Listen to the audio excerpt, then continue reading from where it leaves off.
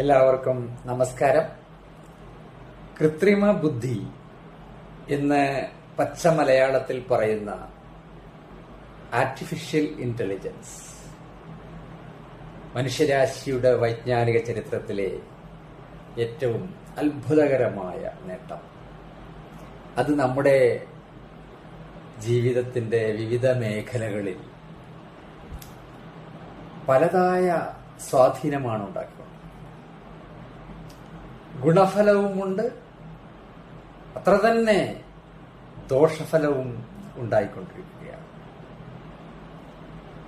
Judicial രംഗത്ത് അതുണ്ടാക്കിക്കൊണ്ടിരിക്കുന്ന ചില കുരുത്തക്കേടുകൾ എന്ന് പറയാൻ പാടില്ല. അതൊരു വലിയ തിന്മയാണ്. അത് തിന്മയായി വളർന്നുകൊണ്ടിരിക്കുന്നൊരു സംഗതിയാണ്. അതിന്റെ ദുരുപയോഗമാണ്. അതിനെക്കുറിച്ചാണ് സമീപകാലത്ത് സുപ്രീം കോടതി ഒരു കേസിൽ ചില പരാമർശങ്ങൾ നടത്തിയിട്ടുള്ളത്. നമ്മുടെ നിയമവ്യവസ്ഥ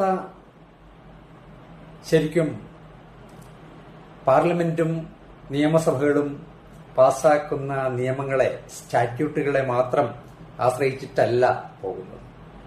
നിയമത്തെ വ്യാഖ്യാനിച്ചുകൊണ്ട് സുപ്രീം കോടതിയും ഹൈക്കോടതികളും പുറപ്പെടുവിക്കുന്ന വിവിധ കേസുകളിൽ പുറപ്പെടുവിക്കുന്ന ന്യായവിധികൾ, വിധിന്യായങ്ങൾ പ്രീസിഡന്റുകളായി പരിഗണിക്കപ്പെടും. സമാനമായ സാഹചര്യങ്ങളിൽ കീഴ്ക്കോടതികളിൽ ഈ പ്രീസിഡന്റുകളെ അനുസരിച്ച് വിധി പുറപ്പെടുവിക്കാൻ ബാധ്യസ്ഥരാണ്. അതിനെ മറികടക്കാൻ കീഴ്ക്കോടതികൾക്ക് കഴിയില്ല. അപ്പൊ അങ്ങനെയുള്ള കേസുകളിൽ ഇപ്പോൾ വ്യാപകമായി ഫേക്ക് ജഡ്ജ്മെന്റുകൾ കോടതികളിൽ സമർപ്പിക്കപ്പെടുന്നു എന്നുള്ളതാണ്. ആർട്ടിഫിഷ്യൽ ഇന്റലിജൻസുകൾ മുഖേന സൃഷ്ടിക്കപ്പെടുന്ന, വ്യാജമായി കൃത്രിമമായി സൃഷ്ടിക്കപ്പെടുന്ന ഫേക്ക് ജഡ്ജ്മെന്റുകൾ, കേസ് ലോസ് സമർപ്പിക്കുന്നു എന്നാണ് കണ്ടെത്തപ്പെട്ടിട്ടുള്ളത്. ഇത് ഇന്ത്യയിൽ മാത്രമല്ല, ലോകത്തെല്ലായിടത്തും ഇത് ചില അഭിഭാഷകർ പ്രയോഗിച്ചു തുടങ്ങിയിരിക്കുന്നു എന്നുള്ളതാണ്. ഇത് ജുഡീഷ്യറിയിൽ തന്നെ വലിയ മലിനമായ ഒരു സാഹചര്യം ഉണ്ടാക്കിക്കൊണ്ടിരിക്കും എന്നുള്ളതാണ് നമ്മൾ മനസ്സിലാക്കേണ്ടത്. ഇതിനെതിരെ ശക്തമായ താക്കീത് നൽകുകയാണ് സുപ്രീം കോടതി ഒരു കേസിൽ ചെയ്തിട്ടുള്ളത്.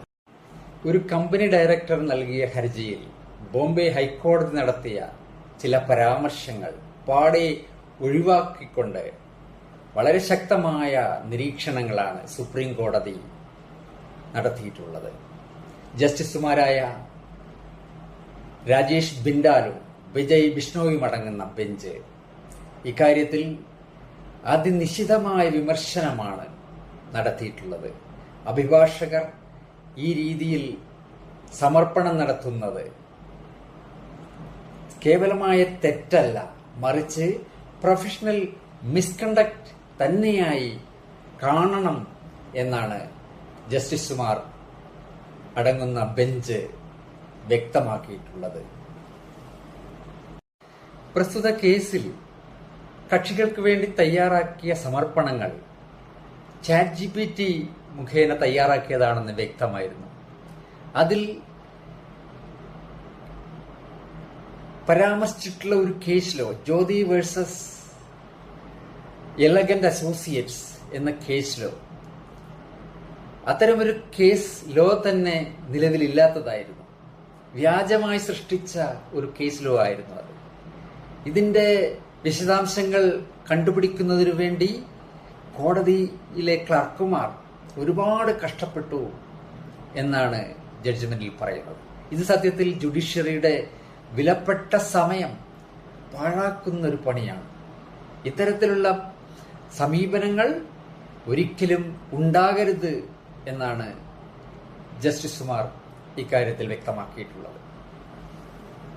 ഒരു സാഹചര്യത്തിൽ കോടതികളിൽ AI ക്രോസ് റെയിലുകൾ, ഗാർഡ് റെയിലുകൾ സ്ഥാപിക്കേണ്ടി വരുമെന്ന് കോടതി പരാമർശിച്ചു. തീർച്ചയായും AI അല്ലെങ്കിൽ ആർട്ടിഫിഷ്യൽ ഇന്റലിജൻസിനെ തടയാനാവില്ല. അതിനെ നിയന്ത്രിക്കാനേ പറ്റുകയുള്ളൂ. അതിന്റെ ഉപയോഗം നിയന്ത്രിക്കാനേ പറ്റുകയുള്ളൂ. AI-ക്ക് ഒരു പ്രശ്നമുണ്ട്, അത് ഒരു ഹാലൂസിനേഷനാണ്. അത് വളരെ കോൺഫിഡന്റ് ആയി തെറ്റുകൾ പറയും, അത് റിയൽ എന്ന് തോന്നിക്കും. കാരണം AI സ്മാർട്ടാണ്, പക്ഷേ അതെല്ലാ സമയത്തും കറക്റ്റ് അല്ല. അതിൻ്റെ സത്യാവസ്ഥ ക്രോസ് വെരിഫൈ ചെയ്യേണ്ട ആവശ്യമുണ്ട്. കോടതികളിൽ അല്ലെങ്കിൽ മറ്റ് സ്ഥലങ്ങളിൽ ഗവേഷണ പ്രവർത്തനങ്ങൾക്ക് വളരെ ഫലപ്രദമായിട്ട് ഉപയോഗിക്കാവുന്ന ഒരു ടൂളാണ് ആർട്ടിഫിഷ്യൽ ഇന്റലിജൻസ്.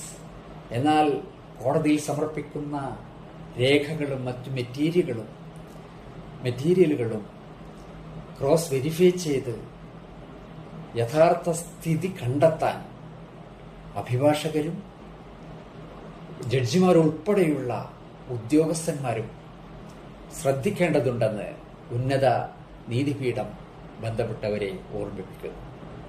നന്ദി, നമസ്കാരം.